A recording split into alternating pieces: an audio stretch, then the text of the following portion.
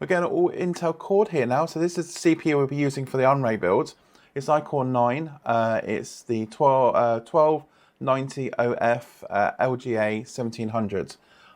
It's a 12th gen processor, and I do believe it's 16 cores, and I can't remember how many threads it's got. It's got quite a few threads. So yeah, so this is the box. When we ordered it, it got lost in the post. We had to do a lot of tracing, trying to find out where it got to. It was gone. So let's send another one out, which has only come in this week. So it's been waiting almost a month for this to re-arrive. Didn't get lost in the post. It would have been almost next day delivery. So let's have a look, see what we get inside for our money. It's spent just over £500 on this CPU. I didn't go for a really, really high spec.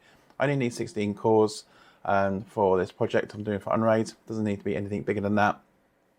And also we do have a budget on this build as well. So let's have a look, see what we get for our money for an iCore 9 processor.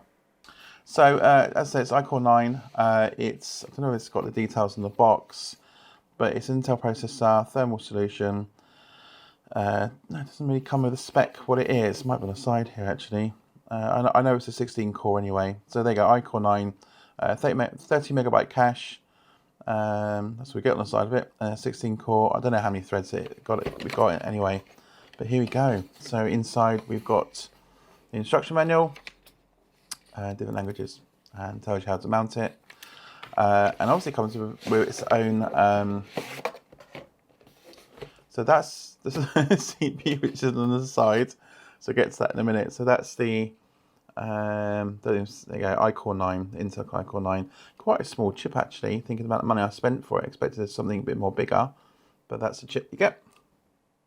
And then in the rest of the box is basically the the fan that goes on the chip. So there we go. So we've got a nice big Intel Core fan. This is quite a nice one actually. We won't be actually using this because we're going to be using a RGB fan header, well, and radiator basically for it. But I mean, so this is the fan that comes with it. It's meant to cool the CPU.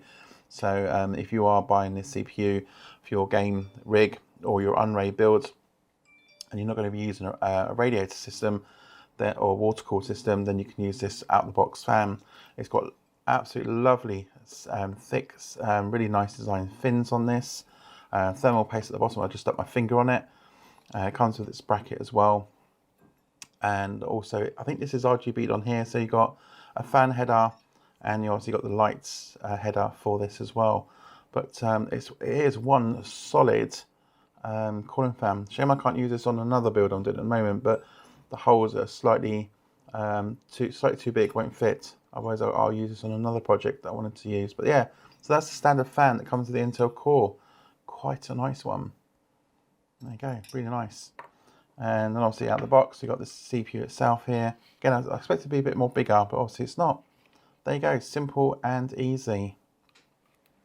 So there we go, got the chip now. So we're going to actually install this in the motherboards. So on the next couple of videos, we're going to do the actual build of the Unraid. So we can actually now do it. It's going to be NVMe cache base with SSD drives. So it's going to be completely, how would we call it? All SSD all the way through the build, so there's no conventional hard drives that are spinning, generating heat. So this should be quite easy to cool anyway. So watch out for the next lot of videos for this project. I'm going to do this in stages. I'm going to go over the bits I've basically purchased for it, why I've purchased them, and then the final video will be the build and then install. There's going to be lots of videos coming out where we do the install of Unraid and various setting up remote desktops and stuff like that to go with it as well.